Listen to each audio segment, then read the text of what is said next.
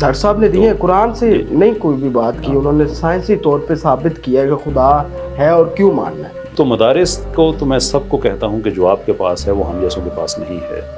آپ کے پاس کلام ٹریڈیشن ہے، اس کو آپ ایک دفعہ اپڈیٹ کر کے لے کے آئیں۔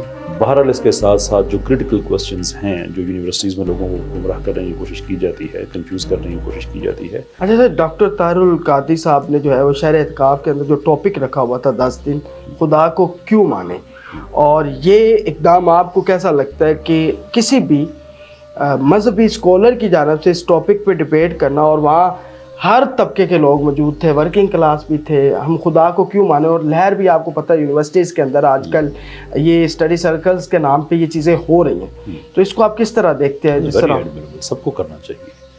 میں مدرسے میں جاتا ہی اسی لیے ہوں سارے پاکستان کے مدارس میں کہ ان کے پاس مسئلہ یہ ہے کہ لوگ سمجھتے ہیں کہ مدرسے میں قاعدہ پڑھایا جاتا ہے، الف بے پڑھائی جاتی ہے۔ ایسی وہ مدرسے کا جو کلاسیکل کام ہے اس میں جو کلام ٹریڈیشن ہے جس کو میں ریوائیو کرنے کی کوشش کر رہا ہوں۔ طاہر القادری صاحب کے جو ٹیچر ہیں ڈاکٹر برہان فاروقی صاحب، ان کو تو رہتی دنیا یاد رکھے گی کہ انہوں نے جو کلام ٹریڈیشن کو اپڈیٹ کر کے اس کے 8ویں دور میں وہ لے کے آئے ہیں۔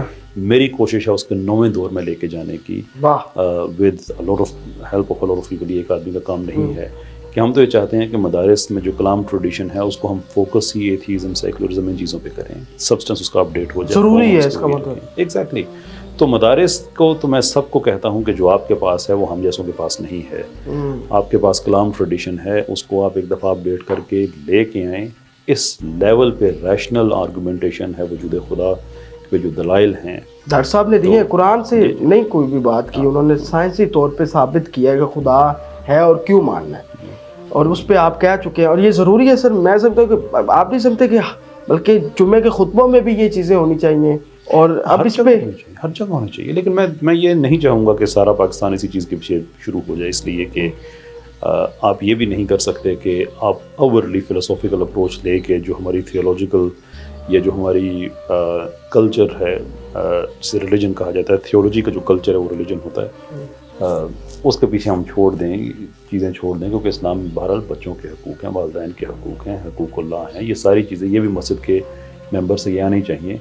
بہرحال اس کے ساتھ ساتھ جو کرٹیکل کوسچنز ہیں جو یونیورسٹیز میں لوگوں کو گمراہ کرنے کی کوشش کی جاتی ہے، کنفیوز کرنے کی کوشش کی جاتی ہے، اس پہ رسپانسز بھی آنے چاہیے۔ لیکن یہ نہیں ہے کہ سارا پاکستان سارا چھوڑ کے یہی چیزیں کرنا شروع کر دے، اس کا بھی نتیجہ کو اتنا اچھا نہیں نکلا، ماضی میں ہم دیکھ چکے ہیں۔